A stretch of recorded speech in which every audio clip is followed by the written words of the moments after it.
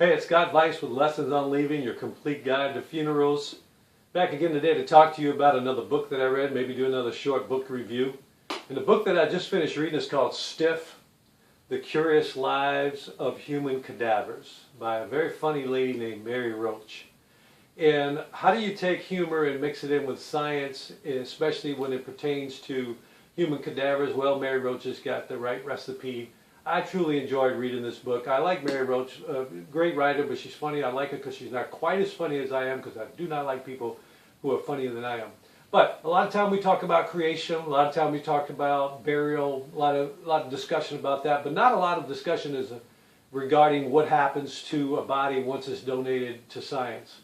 If you are in a position where you're really strapped for money and it is by far the best alternative financially, if your body qualifies, there are going to be some guidelines, but find the local university or research institution, hospitals, different kind of things you can do. You can do a Google search for body donations, and there's a lot of different there's a lot of valuable research that's being done with human cadavers. Number one, plastic surgery. You are going to find just probably every surgery that's been performed on a human in modern technology today has been practiced on a cadaver. You know, we're talking about what happens to bullet impacts in bullet design. So what happens to the impact of a human when it's in a car crash. A lot of different things that you never thought about. Now, I've read this book over my lunch break at work.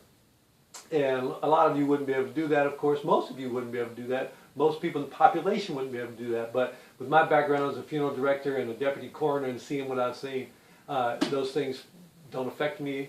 And so I truly enjoy reading the book. But do a little research and find out different things that you can donate your body for scientific causes. Of course, there's organ donations. There's, again, going to be a lot of different reasons where people could find a lot of, possibly find some great scientific discoveries with the use of your cadaver if you decide to do that. You also have to really think about the people who are going to be left behind, your loved ones. This is a very important point that Mary makes it right toward the end of the book that I would really stress. It's the people who are left behind who has to live with the thought of what might be going on with your remains. And so talk to the people that are going to be left behind, your spouse, your family, and see what they think. See what they would recommend or what they would think about you donating your body to science. One of the things I can tell you, you cannot determine exactly what's going to happen to your body if you do leave it, if you do donate it. You can know that it's going to go to a scientific cause, but you don't know specifically in what aspect. There are also brain research centers. There are different places. So do a little research. A lot of times it's completely free. You're going to receive your remains of your loved ones back in maybe a year, probably cremated.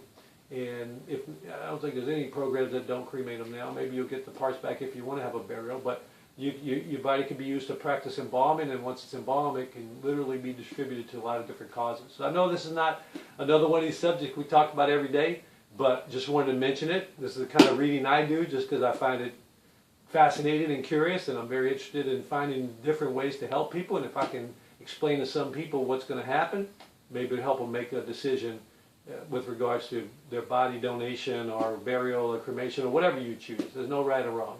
So again, it's Scott Weiss with Lessons on Leaving, your complete guide to funerals. Go ahead and leave me a comment or a message or ask a question. Give me a thumbs up on YouTube, like me on Facebook. But I appreciate you listening, and we'll see you next time.